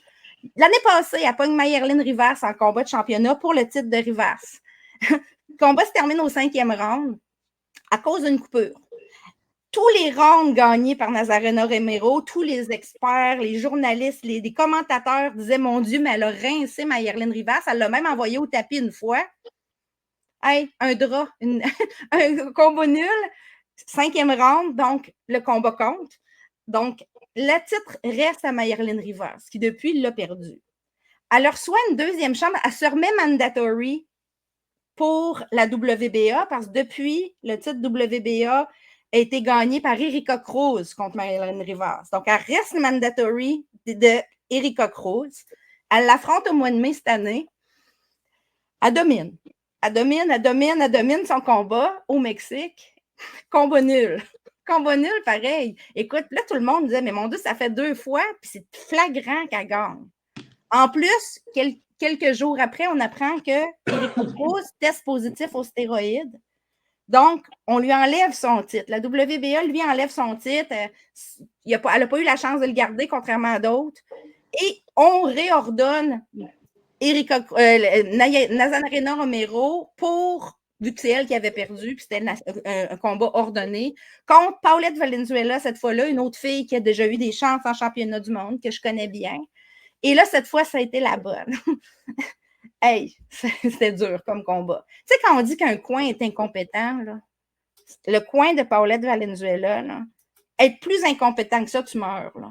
Honnêtement, là, les coups d'impact qu'elle a reçus en volume, là, je dis le coin, mais l'arbitre n'était pas plus compétent parce que ce combat-là aurait dû être arrêté bien avant le 10e round. Ils ont décidé de donner un knockout au 10e, mais c'est parce que depuis le 3e, ça aurait pu pratiquement être arrêté, ce combat-là. C'était tellement intense, le punishment, comme on dit en anglais, face à Paulette Valenzuela. Elle a été tuméfiée de partout, coup au corps, coup au visage. Ça a été vraiment difficile comme combat. La fille a tenu parce que c'est une Mexicaine, puis ces Mexicaines-là, ils t'offrent jusqu'à la fin, puis ils vivent avec les conséquences après. Mais je trouve ça dommage que ton coin ne protège pas ton athlète. Parce qu'il n'y avait aucune chance que cette fille-là puisse gagner contre Romero. Dès le 3e, le combat était fini dans ma tête. C'était tellement intense, la punition qu'elle subissait, les coups qu'elle subissait. Si vous avez la chance de trouver ce combat-là qui était dans le fond, en Argentine, je vous souhaite, parce que vous allez comprendre ce que c'est qu'un coin qui ne fait pas son travail puis qu'un arbitre qui attend trop longtemps aussi. C'est l'exemple parfait d'une mauvaise gestion de combat en général. Maintenant, Nazarena Romero est championne, malgré tout son parcours, toutes les erreurs qu'elle a fait. Elle finit par être championne. Elle pourrait avoir un combat d'unification. Je sais qu'Ellie Scotney va souhaiter unifier à un moment donné, peut-être l'année prochaine. Mercado, c'est possible aussi. Mais sinon, il y a des bons combats pour elle à 122 livres. C'est une catégorie qui est quand même solide présentement. On sait que Erika Cruz a fait un protêt, a tenté un protêt parce qu'elle conteste le fait qu'on lui a enlevé son titre, mais ça, pour l'instant, elle ne semble pas l'avoir gagné. Donc, je ne pense pas qu'il va y avoir une revanche automatique contre Erika Cruz si jamais, je pense pas que ça va arriver. Là, des cas de dopage, je pense que c'est un cas de dopage qui est vraiment clair. Là. Donc, on va voir qu'est-ce que ça donne. Juste te parler vite de Gabriela Fundora qui était superbe en avant de Daniela Asenko sur une des cartes de Golden Boy il n'y a pas très longtemps. Fundora, 5 pieds 9, 112 livres, des bras interminables, mais elle a une technique pour se pencher, un peu comme son frère fait, pour utiliser la longueur, ses longs bras pour cacher son corps. Donc, même si elle est vraiment plus grande que les autres, elle a peut-être un pied de plus des fois, pas un pied de plus, mais 3/4 de pied de plus que quelqu'un, elle ne met pas son torse nécessairement à risque parce qu'elle sait comment faire pour se protéger des coups au corps, même si le corps est interminable. Elle a vraiment bien boxé contre Daniela Asenko, une fille que j'aime bien, une Chilienne. C'était pas une défense obligatoire, hein, c'était une défense optionnelle. Donc, c'est une fille décente pour la défense optionnelle, sauf qu'elle a tellement paru débutante, Laurent. Pour Fundora, il n'y a pas beaucoup d'options présentement parce que Céleste Alanis a les 3 autres titres. On sait qu'elle les a gagnés contre Marlene Esparza et Alanis, selon ce que j'ai entendu, c'est une rumeur qui va peut-être être confirmée dans les prochains jours, pourrait affronter d'ici la fin de l'année sa mandatory Kenya Enriquez, qui est probablement la meilleure boxeuse au monde qui n'a pas de titre présentement. Donc, ça va être tout qu'un combat. Donc, d'ici la fin de l'année, Gabriela Fundora, selon moi, à moins qu'on ordonne un combat contre sa mandatory à l'IBF, va faire des défenses optionnelles ou sa défense obligatoire ne pourra pas aller en unification nécessairement, mettons, d'ici peut-être d'ici les 4-5 prochains mois. Je m'attends vraiment à voir Kenya Enriquez affronter Alanis. Si Kenya Enriquez gagne, pourrait avoir un rematch contre Alanis. Ça peut être long avant qu'elle puisse dire je vais aller chercher, je vais vraiment me rendre à l'unification. Donc, c'est fermé pour elle présentement, un petit peu les portes, à moins qu'un combat serait ordonné contre sa mandatory, comme je disais. On s'attend à quelques défenses optionnelles, mettons, de suite. Mais c'est l'IBF, donc l'IBF, on ne sait jamais qu'est-ce qu'ils peuvent faire. Là. Ils réagissent bizarre, des fois, l'IBF. Je ne sais pas si tu trouves, là, mais... Ils sont fous. Ils sont bien bizarres. Juste pour terminer, j'ai 2 petits sujets. Cecilia Brækhus contre Marisela Cornejo. T'as-tu regardé ça, toi, ce combat-là? Non, je veux rien savoir. Hey, c'était plate, là. Non, mais moi, je peux déjà te dire quand les combats vont être plates. Là. Moi, je choisis qu'est-ce que j'écoute. Mais moi, ça m'intéressait de le regarder parce que je me suis dit, peut-être que Mary Spencer pourrait l'affronter à un moment donné, vu qu'elle est comme un peu la numéro 1 à WBA. Oh, mais là, Marie, ta naïveté est à un autre niveau. Là. Brækhus a choisi ses combats. Là. Elle n'ira jamais contre Spencer, elle n'ira pas contre Herman. Brækhus, ça va être du cherry picking jusqu'à la fin. Là. Ben, Brækhus, tout ce qu'elle veut, c'est devenir championne avant de quitter. Donc, si Mary Spencer gagne un titre, ça se peut qu'elle n'ait pas le choix, soit d'affronter Mokozine, soit affronter Mary Spencer, soit Femke Hermans. Sont là ces 3 options. Ça fait que moi, je ne suis pas d'accord avec toi là-dessus. Son cherry picking, il est pas mal restreint. Elle a 42 ans. Regarde-la bien aller. Ben ouais, mais elle veut un titre ou elle n'en veut pas? Oh, mais Marie, elle va affronter quelqu'un à 147, mais ils vont leur donner quand même. Là. On a vu ça toute nos vies. Ah, mais les titres sont pris. Tu verras. Ils vont trouver quelqu'un.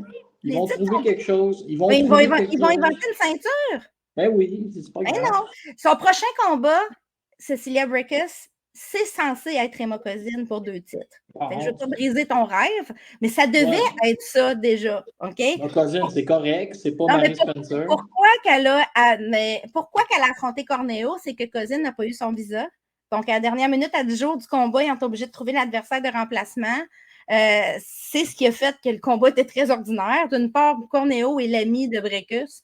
Deuxièmement, fait que tu n'as pas tant envie de casser la gueule en 1000 miettes.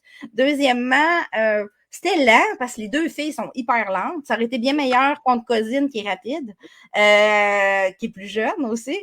C'est un mauvais match-up tout court à regarder. Oui, Corneo est allé au tapis une fois. Corneo est allé au tapis une fois, mais ça ne m'a pas impressionné tant que ça parce que c'est vraiment la lenteur qui fait qu'elle a été timée. Si jamais le combat contre Emma Cousin n'a pas lieu, comme tu dis, ça va peut-être être une option pour Mary Spencer. Mais tu sais, on en est là. Elle veut devenir championne dans une deuxième catégorie avant de prendre sa retraite. C'est pour ça qu'elle s'acharne à rester. C'est une grande championne, là. C'est une grande championne, mais son temps est fait un peu. Tu sais, c'est comme ça que je le verrais. Dernier point, Nina Menke contre Daniela Bermudez, ça a été ordonné par l'IBF. On sait que Serrano a abandonné un titre à 126 livres par elle-même parce qu'elle n'a plus le temps de défendre ses titres. Elle devrait abandonner les autres probablement à la fin de l'année, là, à moins qu'on décide de la pousser à les abandonner tout de suite. Le combat de prévu contre Katie Taylor au mois de novembre à 140. Donc, on n'est plus là dans le 126 livres. Menke, c'est la fille qui devait affronter Serrano au printemps, puis qu'à 1 heure du combat, ça s'est annulé parce que Serrano avait une infection à l'œil. Donc, c'est légitime qu'elle ait sa chance à l'IBF. Daniela Bermudez, c'était la numéro 1 après Menke. C'est la sœur de Evelyn, qu'on connaît. C'est une ancienne P4P qui n'a pas été très active dans les dernières années parce qu'elle a eu une grossesse, la maternité. Donc, en boxe, on voit ça. Des fois, une fille va disparaître 2 ans, puis on va se dire, elle a été inactive. Oui, elle a été maman. Fait qu'elle est active pareil, mais peut-être pas dans un ring. Elle a été maman. Tu sais. On revient avec Adelaide Ruiz de tantôt qui a 3 enfants. Tu sais, ça arrive, là. Il faut une vie de famille. C'est normal. Donc, Nina Menke contre Bermudez, combat qui va avoir lieu en Allemagne. C'est confirmé à l'automne. Gros combat. Ça peut avoir un impact sur des filles comme Caroline Vert qui pourrait monter dans le classement IBF parce que dans le fond, Caroline est classée 4e présentement. Donc, si Nina Menke et Bermudez s'affrontent, Serrano n'est plus là. Il y a Raven Chapman puis Caroline en arrière. Fait que Caroline pourrait passer de 4 à 2, quelque chose comme ça. Pourrait s'approcher un petit peu plus une opportunité peut-être d'avoir une défense optionnelle ou d'avoir un combat ordonné à moyen terme. C'est quand même positif pour Caroline. Le travail se fait. La boxe, des fois, il faut avancer à pas de tortue. Des fois, on peut avancer à pas de lièvre. Et, tu sais, c'est ça. Ça ne veut pas dire qu'un chemin est meilleur que l'autre. C'est rendu là, c'est une question de timing. Tout est dans le question. Il faudrait que je relise mes fables de La Fontaine là, pour voir si je ne sais plus. Mais oublie pas que. Le lièvre et la tortue, c'est la bonne fable. Ouais, mais c'est ça, mais c'est quoi l'expression? Tu n'as pas tout lien à point à qui c'est attendre, mais rien ne sert de courir, il faut partir à point. Oui, voilà, c'est ça. Ben, en fait, tous les chemins mènent à Rome, mais tous les chemins peuvent être bons, mais c'est une question de timing. Tu sais. C'est vraiment ton timing en boxe qui est important. Est-ce que je prends le combat au bon moment ou je l'ai pris trop tôt ou trop tard? Est-ce que j'ai eu le bon PR au bon moment? Est-ce que quelqu'un a fait le travail à convention? Tu sais, on en est là. C'est quoi que tu as fait là? J'ai comme bougé ma main puis ça a fait un. Je pense ça a fait un like. Fait que tant mieux. J'ai pas touché à rien. Tant mieux si tu me donnes raison. C'est tout, Laurent. On a fait le tour pour ce mois-ci. Des gros mois de boxe qui s'en viennent. Hein, juste en septembre, on va avoir Maillard contre Ryan. Fait que on va avoir de quoi juste pour ce combat-là, potentiel combat de l'année à jaser à notre prochain podcast. Hein. J'étais très excitée de ce combat-là. Il va y avoir du beef aussi. Il va y avoir du bœuf, comme disent les jeunes. On va aussi avoir eu un prochain podcast, Baumgartner contre Pearson, qui va avoir eu lieu. Caroline Vert va s'être battue, Mary Spencer, Jessica Camara. Donc, on a en masse de jobs. Déjà, là, on sait vers où on s'enligne. Là. On sait Harper contre Rhiannon Dixon aussi. Ça va tout être des sujets le prochain mois. C'est tout. À la prochaine. Bye, là. Bye.